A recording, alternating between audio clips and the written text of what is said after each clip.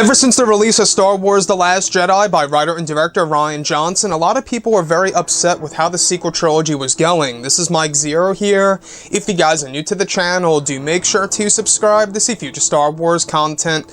Now, looking at the future of this franchise, we do know that both J.J. Abrams and Chris Terrio are really working hard and around the clock on Episode 9 as a way of drawing in fans for this movie and to really satisfy a lot of hardcore, casual, and new fans around the world.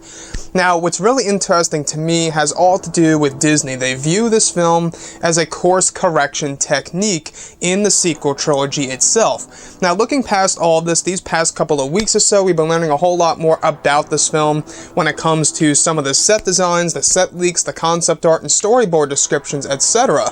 Now, apparently Disney is going to be changing The Last Jedi by use of Star Wars Episode 9. Certain elements of The Last Jedi will be changed and altered. Now, I'm not quite sure exactly what that means, what that could potentially mean in Episode 9.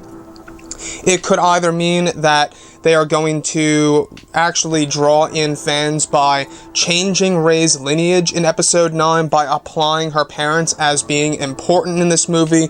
It could have something to do with the character of Luke Skywalker by giving him action in the form of, let's say, for example, flashbacks, or him in the form of a Force ghost, or just flat out bringing him back to life. Again, there are numerous ways of changing The Last Jedi in Episode 9. Now, this could simply also mean that Episode 9 will make us look at The Last Jedi in a different way.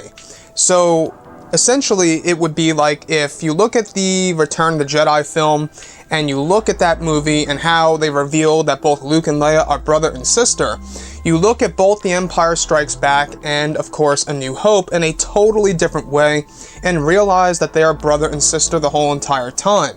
Now, it could be something as simple as that, and Disney's way of changing The Last Jedi, where certain things that will be done in Episode 9 will actually change our perception of The Last Jedi. Let's say, for example, elements that have to do with Snoke, Rey, Kylo Ren, just to name a few.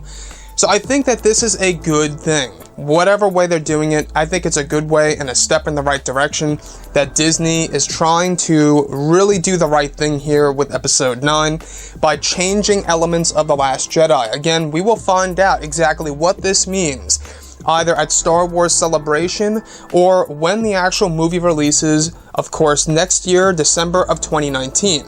Now, what do I think? Well, I think it all has to do with the character of Luke. We have heard numerous times before in the past that there's going to be a huge revelation of the character in Episode 9, and that J.J. Abrams will be doing something very special for the character of Luke Skywalker in this movie, and that's one thing to look forward to for sure. We do know that Disney will be using Episode 9 in a totally different way when it comes to its marketing style. They're going to be changing up their marketing in a significant way in comparison to both The Force Awakens, Rogue One, The Last Jedi, and Solo. So we're not quite sure exactly what they will be doing with the marketing of Episode 9, but they will be changing up their style drastically in comparison to the past 4 films. So that's one thing here for sure, that Disney, of course, is listening to the fans, apparently, and they're really trying to set things right. I think Disney knows what's at stake here. If Episode 9 fails, I'm not quite sure if people would really go ahead and see the new Star Wars trilogy or any other future standalone films, for that matter, you know, or it could even be that maybe people wouldn't sign up for Disney's streaming service to go ahead and see The Mandalorian.